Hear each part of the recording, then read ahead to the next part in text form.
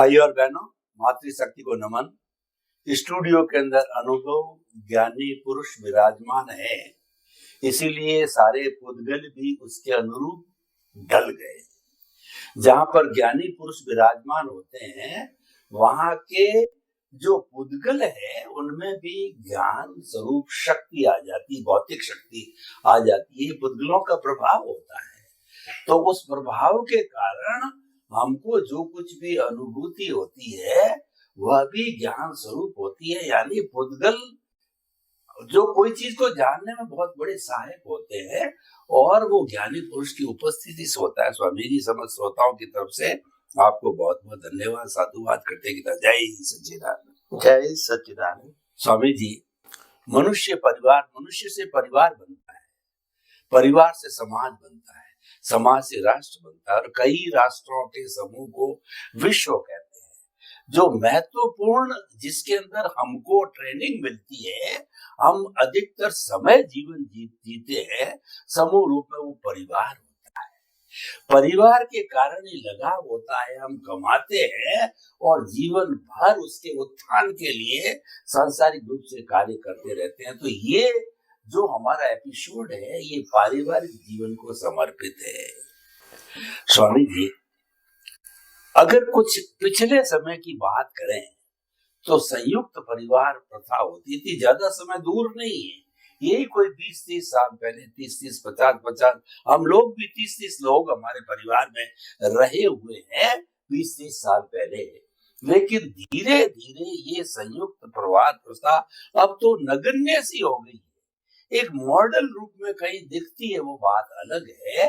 तो ये संयुक्त परिवार प्रथा क्यों टूटती जा रही है, न्यूक्लियर फैमिली क्यों हो रही है और उससे नुकसान भी बहुत है, तो कृपया थोड़ा सा उपदेश दीजिए कि न्यूक्लियर फैमिली को कोई रोक नहीं सकता है, समय का अभाव है। लेकिन सवाल ये कि न्यूक्लियर फैमिली में उस परिवार को बनाने वाले माता पिता होते हैं, कम से कम वो तो रहना ही चाहिए ना। वो तो उसके बिना परिवार होता ही नहीं है, परिवार की परिभाषा भी नहीं बनती है। तो परिवार में बच्चे, माता पिता, दादा दादी हो तो बहुत अच्छी बात है, वो किस तरीके से वो रह सकते हैं और ये टूटने के क्या कारण है, खास तौर से इसको रोकना है, क्योंकि हमारी भारतीय संस्कृति ये अलाउ नहीं करती है। तो कृपया अध्यात्म विज्ञान की दृष्टि से उपदेश दीजिए कि न्यूक्लियर होके भी यहाँ स्थिर हो जाए और टूटे नहीं। प्रश्न के लिए धन्यवाद। देखो, ये जो टूटने की जो प्रक्रिया हुई है, इसके लिए खास करके माँ बाप बहुत जिम्मेदार है। भले इनको सहन करना पड़ता है मगर जिम्मेदार वो है। माँ बाप ने सबकी अलग अलग आइडेंटिटी बनाने की कोशिश किया। हम एक है, हम फैमिली, पार्ट ऑफ फैमिली, वो बताने की कोशिश नहीं किया। जैसे जैसे बच्चा या बच्ची आगे बढ़ती है, सबको कहता है कि तुम्हारा अलग अकाउंट बना दो, यानी डिफरेंस शुरू हुआ। अभी मेरा अकाउंट बन गया तो मैं मेरे अकाउंट में से कुछ भी कर सकता हूँ, यानी किसी का कंट्रोल नहीं रहेगा। तो वहां से इंडिविजुअल फ्रीडम शुरू होती है। फिर मैं पैसे का कोई भी उपयोग कर सकता हूं, जिससे परिवार में और डिवीजन पैदा होता है। जैसे मैं अपने पैसे का यूज करूंगा अपनी मर्जी से, तो मेरा फ्रेंड भी बनेगा और फ्रेंड भी वो खुद अपना पैसा यूज करेगा, उसमें फैमिली तो बीच में नहीं आएगी। फिर दोनों को फ्रेंड्स होगा, मैरिज कर लेते हैं या तो फ्रेंड बनाते हैं, फ्रेंडशिप बना देते हैं। फिर अलग अलग प्रकार के समाज में कार्य करते हैं, जो हितकारी या अहितकारी भी हो सकते हैं। मगर ये वहां से शुरू हुआ। परिवार का कोई भी कार्य बड़े व्यक्तियों के माध्यम से होना चाहिए, उनकी निगरानी में होने चाहिए।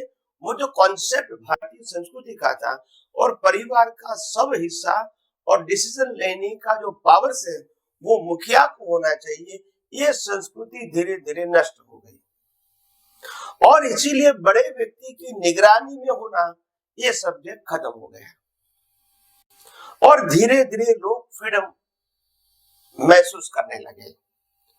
और फ्रीडम होती है तो स्वाभाविक होता है गलतियां होती रहेगी।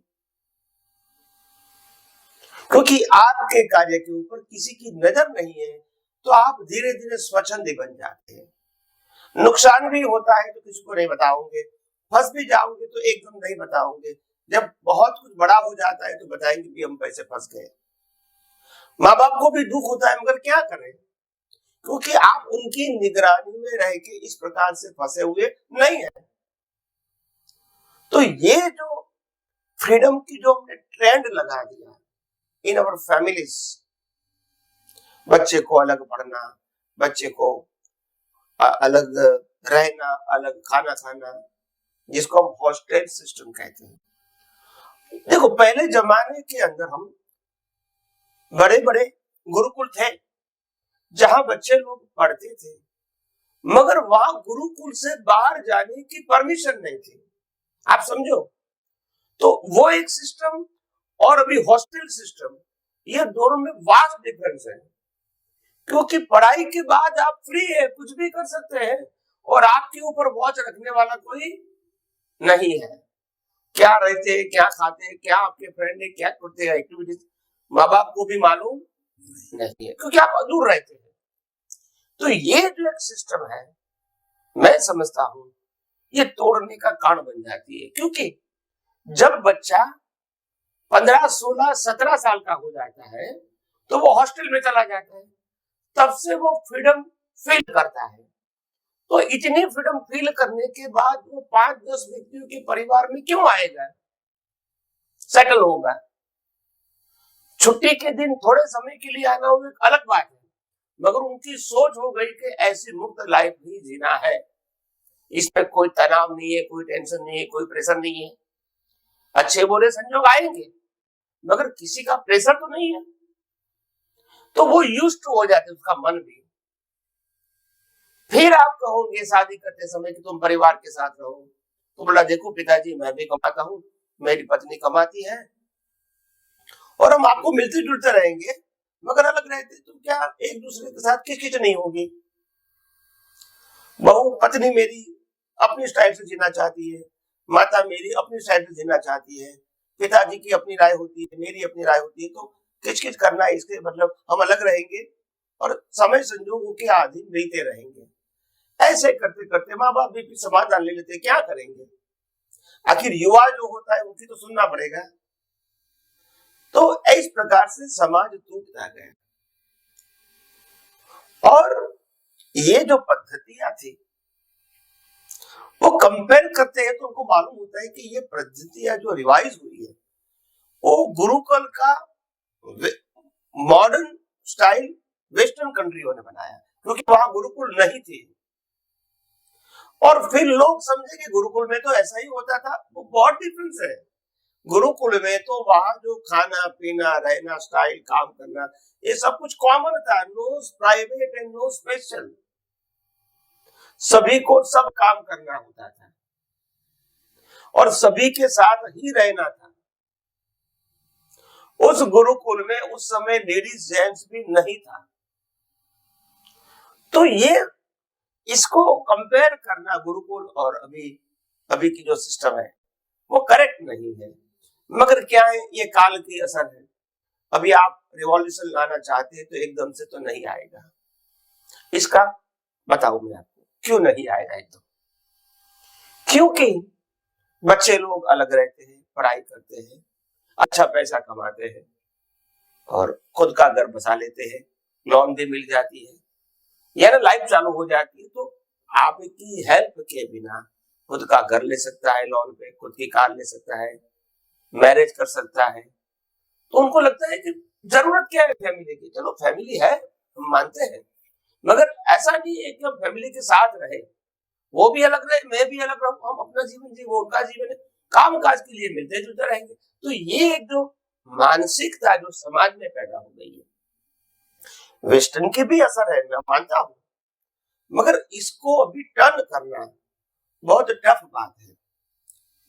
तो जैसे जैसे संजोग आएंगे, अगर कुदरत कुछ ऐसे संजोग लाए, जैसे कोविड आया था, ऐसा कोई संजोग आया जिसमें एक व्यक्ति को अलग रहना दुष्कर हो जाए, एक हस्बैंड वाइफ को, और परिवार की जरूरत पड़े, ऐसा कोई संजोग कुदरत लाती है मास ऑफ पीपल के लिए, तो रिवॉल्यूशन आ सकता है।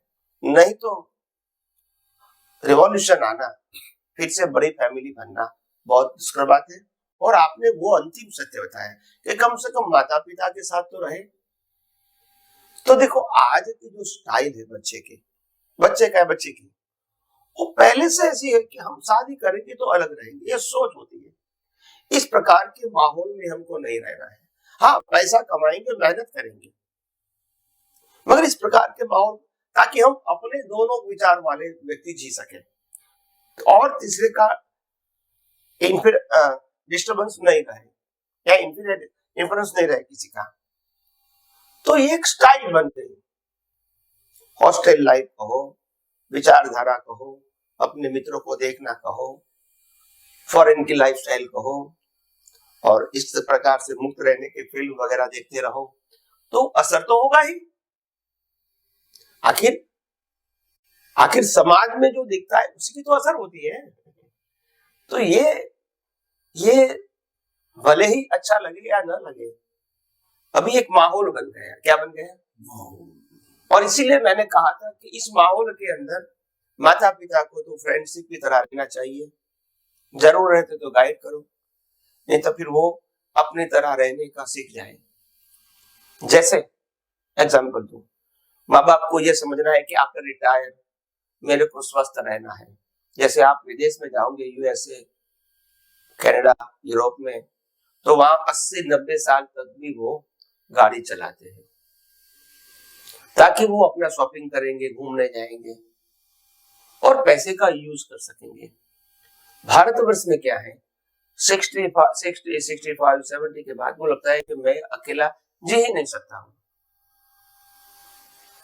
न मेरे को कार आती है, न कोई प्रॉब्लम फेस करता हूं, न मैं अकेला घूमने जा सकता हूं अपनी गाड़ी से, प्लेन करके, ट्रेन करके। ऐसी एक मानसिकता आ गई। ये युवा होता है तो अच्छा लगता है। ये मानसिकता में से अगर भारतवर्ष के खास करके जो सीनियर सिटीजन लोग हैं, अगर वो बाहर निकले और कहे कि एक जीवन था हमारा जो खेलने का था, दूसरा जीवन था हमारा पढ़ाई करने का, तीसरा जीवन था हमारा पैसा करने का, पैसा कमाने का, चौथा जीवन था हमारा फैमिली लाइफ, अभी हमारा जीवन रिटायर होके हमको अभी इस प्रकार से जीवन जीना है ताकि हम जीवन के अंत तक हमारा उत्साह बना रहे। तो हमको after senior citizen, after retired, हमको जीवन जीने का उत्साही रास्ता ढूंढना पड़ेगा।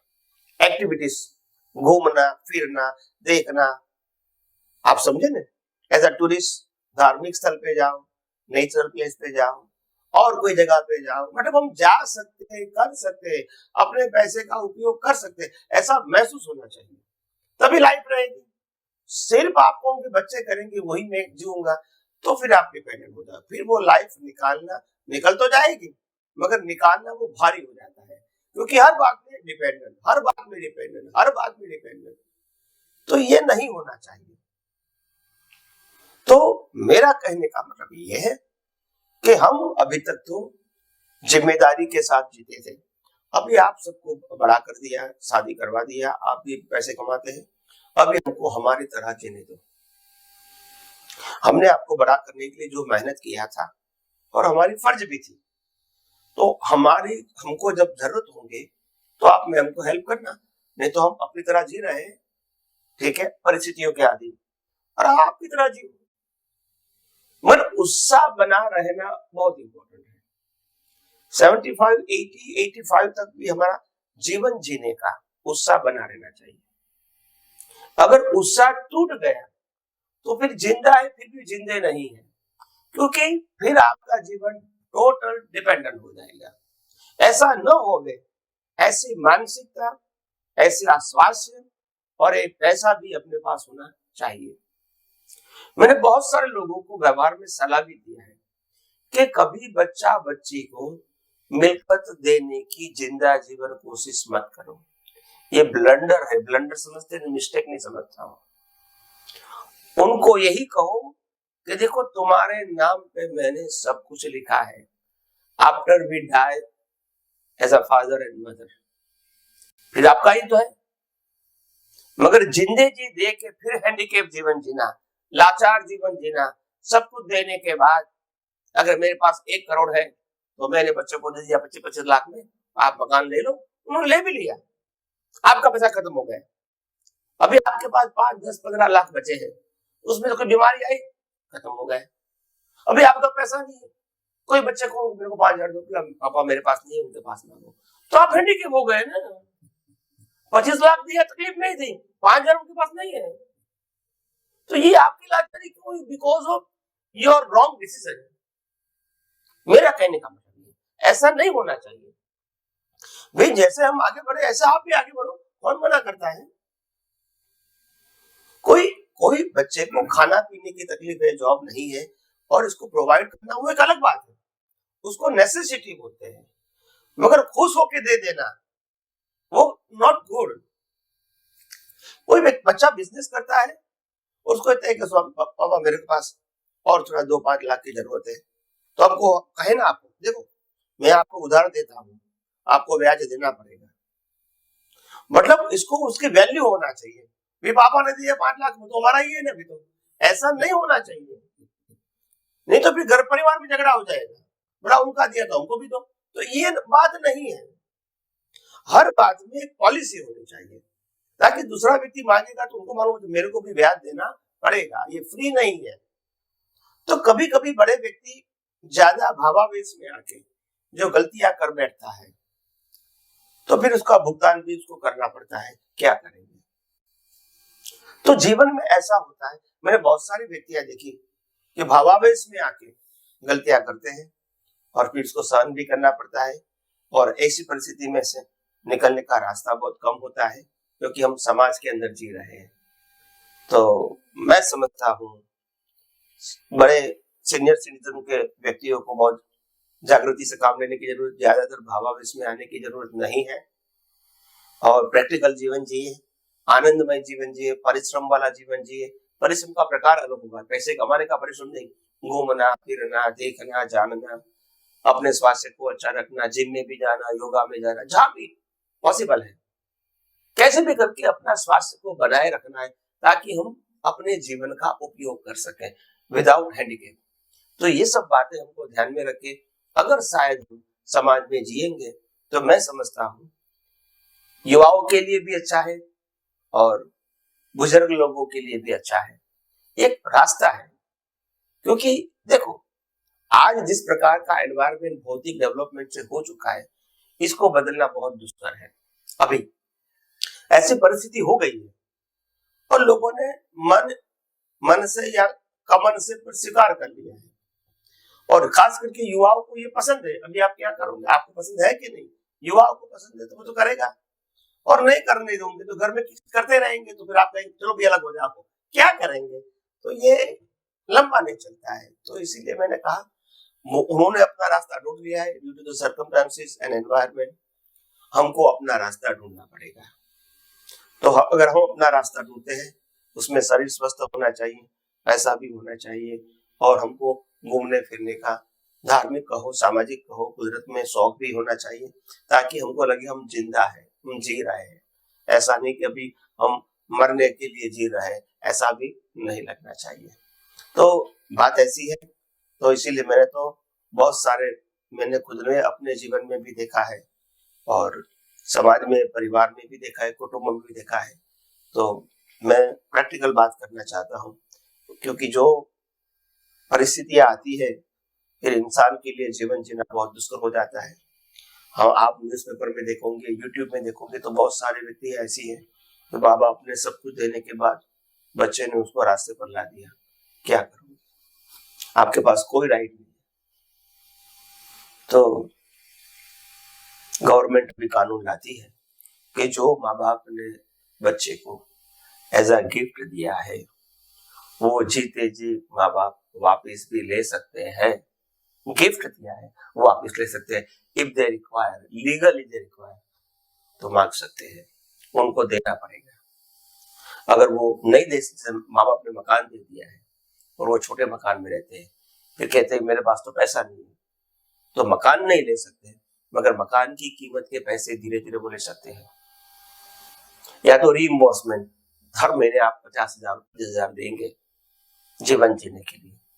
वो गवर्नमेंट ऐसा कुछ लॉ लाती है ताकि समाज व्यवस्था बनी रहे।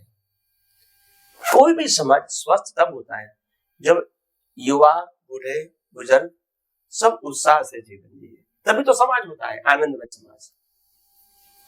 विदेशों की लाइफ लोगों को क्यों पसंद है? क्योंकि बुजुर्ग व्यक्ति भी 80 साल की होती है तो भी बड़ा, हाँ हम तो घूमने जाते, मेरी भी फ्रेंड है, मेरा भी फ्रेंड है, और कार लेके जाते हैं, होटल में रहते हैं, तो उनको लगता है कि मेरा जीवन है। तो आइए हम सब आध्यात्म विज्ञान के माध्यम से जीवन जीने की जो कला है, सोच है, समझ है, वो समझने की कोशिश करें और अपना जीवन धर्ममय, मंगलमय और आध्यात्म की ओर आगे बढ़ने वाला बनाए।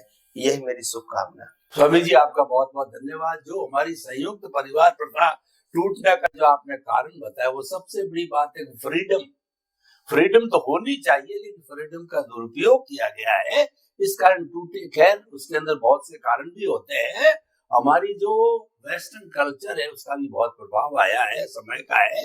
लेकिन क्या है कि सब कुछ होने के बाद भी एडजस्टमेंट, यानी कि एडजस्ट एवरीवेयर की रहती, कोई न कोई सोल्यूशन अवश्य निकल जाता है। तो हमें एडजस्ट एवरीवेयर का फॉर्मूला जो है बच्चों के साथ में, सीनियर सिटीजन के साथ में, सब जगह लगाना चाहिए और उत्साहित जीवन जीना चाहिए हर प्राणी को, तो नेचुरली कोई न कोई सॉल्यूशन निकलता। आपका बहुत बहुत धन्यवाद, साधुवाद स्वामी जी। समस्त श्रोताओं की तरफ से जय सच्चिदानंद। जय सच्चिदानंद।